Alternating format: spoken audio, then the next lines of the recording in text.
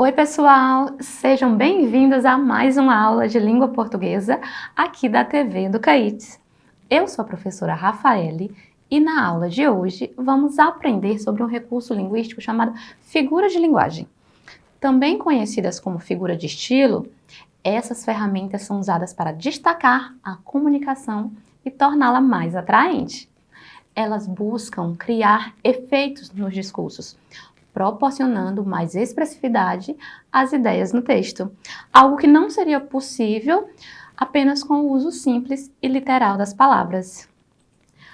Os objetivos desta aula são reconhecer a função das figuras de linguagem na construção dos sentidos dos textos, conceituar e exemplificar as principais figuras de pensamento. A habilidade a ser trabalhada nesta aula é interpretar em poemas efeitos produzidos pelo uso de recursos expressivos sonoros, estrofação, rimas, aliterações, etc. Semânticos, figuras de linguagem, por exemplo, gráfico espacial, distribuição de mancha gráfica no papel, imagens e sua relação com o texto verbal. Dependendo da função, as figuras de linguagem são classificadas em figuras de pensamento, que vão trabalhar com a combinação de ideias e pensamentos. Temos também as figuras de palavras, que estão associadas ao significado das palavras. Temos as figuras de sintaxe, que interferem na estrutura gramatical da frase, e temos as figuras de som, que estão associadas à sonoridade das palavras. Nosso estudo de hoje se concentrará em algumas figuras de pensamentos, como a hipérbole, o litote, personificação e apóstrofe. Antes de começarmos o estudo sobre figuras de linguagem, precisamos rever dois conceitos básicos para melhor compreendermos nessa aula. Vamos ver o conceito de denotação e conotação. A denotação se refere ao sentido básico de uma palavra e não depende de um contexto. É aquele sentido que a gente encontra dentro do dicionário. Já a conotação vai depender do contexto em que o termo é empregado. Por exemplo, a palavra gelo.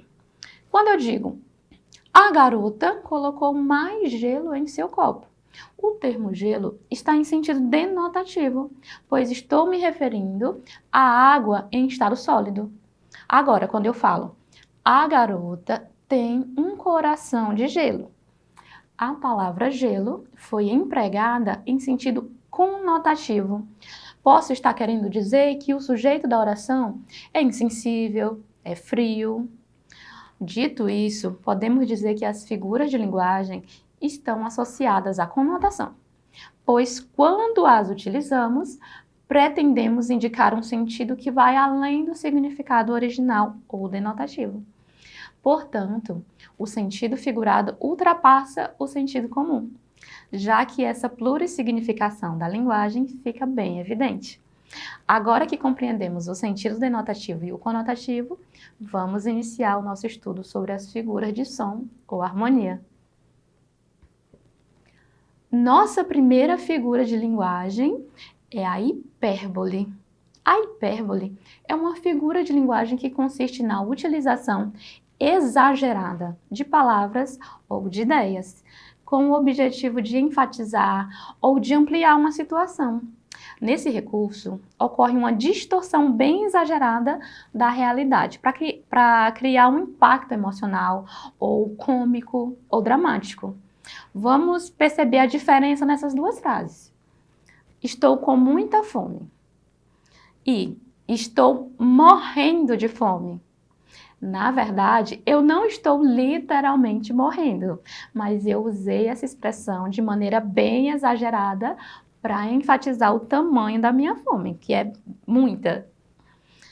Agora, olha só esse exemplo. Ah, mamãe, eu chorei rios de lágrimas, mas para ele ficar, mas ele foi embora. Aí temos aí a imagem dela chorando e transformando em um rio. Quando ela diz chorei rios de lágrimas, podemos identificar a hipérbole nessa tirinha. Na verdade, a pessoa não chorou rios de lágrimas. Essa expressão apenas foi usada para enfatizar que essa pessoa chorou muito. A hipérbole é comum na linguagem cotidiana, na poesia e em situações em que se deseja criar ênfase, chamar atenção para uma característica específica ou para intensificar uma sensação. A nossa segunda figura de linguagem é litote. É uma figura de linguagem em que se expressa uma ideia positiva através da negação do contrário. Em outras palavras, é uma forma de enfraquecer a afirmação para transmitir sutilmente um significado mais forte. Em vez de dizer algo diretamente, a litote usa a negação do oposto para transmitir a mensagem de maneira mais suave. Por exemplo, em vez de dizer ele é muito inteligente, podemos usar litote e dizer ele não é nada burro. Eu posso trocar a frase, aquela cidade é pequena. Posso usar litote e dizer, aquela cidade não é nada grande. Essa figura de linguagem é frequentemente usada para atenuar elogios ou críticas, adicionando sutileza ao discurso e transmitindo significados de forma mais delicada. A terceira figura da nossa aula é a apóstrofe. A apóstrofe é uma figura de linguagem que envolve invocações, chamamentos e interpelações, questionamentos a um interlocutor, que pode ser real ou não, mesmo que essa entidade não esteja presente ou não seja capaz de responder. Geralmente, a apóstrofe é usada para expressar sentimentos intensos, emoções ou para enfatizar a ausência daquilo que está sendo falado. Sintaticamente, ela exerce a função de vocativo dentro da oração. Por exemplo, ó vento, por que levas embora as minhas palavras? Neste exemplo, a pessoa está se dirigindo diretamente ao vento, que é personificado como se tivesse a capacidade de ouvir e responder.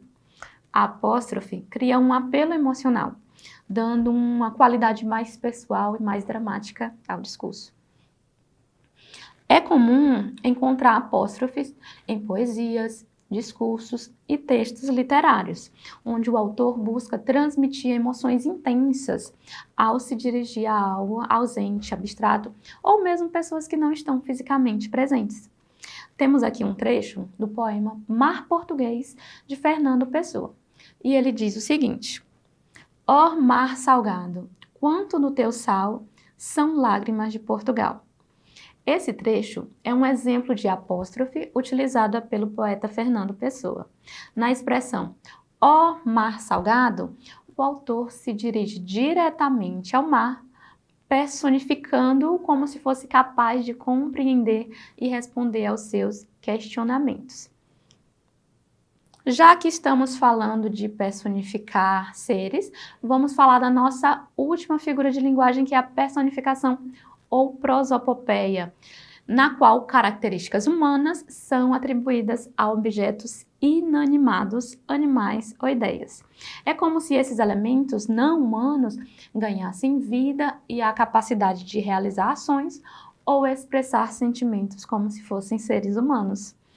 Essa figura de linguagem é frequentemente usada para tornar a linguagem mais expressiva, vívida e poética. Por exemplo, sem personificação, poderíamos dizer, o vento soprava forte. Com personificação, ficaria assim, o vento, impaciente, uivava furiosamente. Na segunda oração, o vento é personificado ao ser descrito como impaciente e uivando furiosamente, atribuindo características humanas ao elemento natural. Essa técnica é comum em literatura, poesia e prosa, pois ajuda a criar uma conexão mais profunda entre o leitor e os elementos descritos, tornando a linguagem mais rica e evocativa.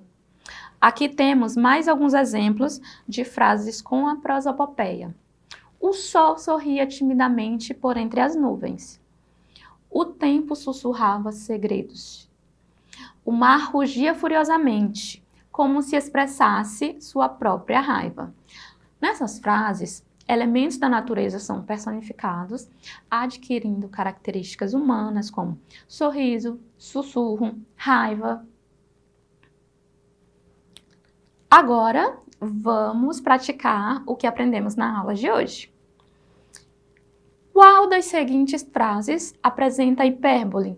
Lembrando, o que é a hipérbole? A hipérbole é aquela figura de linguagem em que fazemos um exagero de alguma ideia, de alguma mensagem que queremos passar. Então, vamos analisar as frases. Letra A. A água do rio estava transparente. O riso dela era como música para os ouvidos. Ele demorou um século para chegar aqui. A cidade acordou cedo. Então, lembrando, se a hipérbole é uma figura de linguagem em que temos um exagero da mensagem que quer ser passada, ao observarmos a letra C, ele demorou um século para chegar. Quando ele diz demorou um século, percebemos aí um exagero. A pessoa não demora um século para chegar em nenhum lugar. Então, na letra C temos hipérbole em que ele exagerou a mensagem. Ele demorou um século para chegar aqui. Ele demorou muito para chegar aqui. Qual dos seguintes trechos exemplifica o uso da apóstrofe? O sol se pôs suavemente no horizonte. A estrela, ó estrela, guie-me pelos caminhos da verdade. A chuva caía forte sobre o telhado. A noite escura envolvia a cidade. Vamos relembrar o que é a apóstrofe. É aquela figura de linguagem que envolve interpelações, questionamentos, invocações ao interlocutor. Então, na letra B, ó estrela, guie-me pelo caminho da verdade. A gente tem aí ó estrela, temos o vocativo, que quando falamos de figura de linguagem, estamos nos referindo a apóstrofe. O que é comum em expressões que utilizam apóstrofes? O que eu acabei de explicar, então tá bem fácil, hein, gente? Uso de linguagem simples, atribuição de características animais a objetos, a inversão do sentido literal das palavras ou interpelação direta a algo ou alguém. Acabei de explicar. A apóstrofe envolve interpelação, invocação ou chamamentos a uma pessoa ou alguma coisa. Então, a letra D é a resposta correta. Na frase, não foi um esforço pequeno alcançar esse objetivo. A figura de linguagem presente é hipérbole, litote, prosopopeia ou apóstrofe. Relembrando o que é cada uma das figuras. Hipérbole, exagero. Litote, dizer o contrário do oposto. Prosopopeia, personificação de seres inanimados. E apóstrofe, que é aquela invocação, aquele chamamento. Então, analisando a frase novamente. Não foi um esforço pequeno alcançar esse objetivo. O que isso quer dizer? Que foi um esforço grande. Então, temos aí, ó, a negação do contrário, portanto, temos litote. A hipérbole se caracteriza pelo uso de quê, gente? Da objetividade, da suavidade, do exagero ou da simplicidade. Como eu já falei aqui, hipérbole, exagero. Portanto, letra C. Qual dos seguintes trechos exemplifica o uso da prosopopeia? Lembrando, prosopopeia é a personificação, atribuição de características de seres animados, de seres humanos, a seres inanimados. Letra A. O sol se pôs suavemente no horizonte. As estrelas piscavam no céu noturno. A floresta sussurrava segredos ao vento. E letra D. O rio corria veloz em direção ao oceano. Aqui na letra C, a floresta sussurrava segredos ao vento, temos aí a atribuição de uma característica de pessoas a um ser inanimado. A floresta sussurrava, quem sussurra? São pessoas que sussurram, então a floresta não faz isso. Então, temos aí a prosopopeia na letra C. Chegou a hora do nosso quadro Você na TV. Ouça a música Exagerado, de Cazuza, ela tem aí disponível para você nas plataformas digitais. Identifique os versos que apresentam a figura de linguagem hipérbole. Lembrando, o que é a hipérbole? É aquela figura de linguagem que se caracteriza pelo exagero. Grave um vídeo contando quais são os versos que você encontrou em que estão presentes a hipérbole. Envie aqui pra gente que você pode aparecer aqui na TV. Eu fico esperando o teu vídeo, hein? Essa foi a nossa aula sobre figuras de linguagem. Espero que tenham gostado, que tenham aprendido e eu aguardo vocês na próxima. Até lá!